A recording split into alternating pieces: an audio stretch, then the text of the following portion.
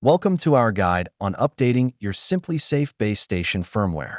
Today, we'll explore why these updates are crucial for the security of your home. So what exactly is firmware? It's the software that powers your devices, and keeping it updated is essential to protect your security system against vulnerabilities. To check your current firmware version on your base station, simply navigate to the Settings menu. Let's see how this is done. Now, let's connect your base station to Wi-Fi.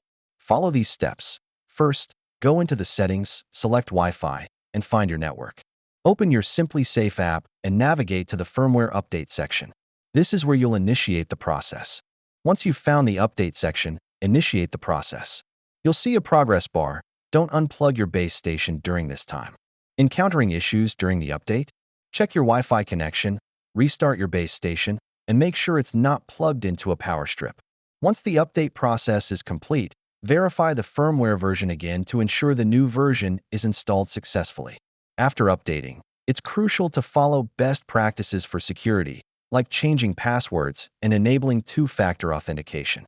In conclusion, regularly updating your firmware is key to maintaining security.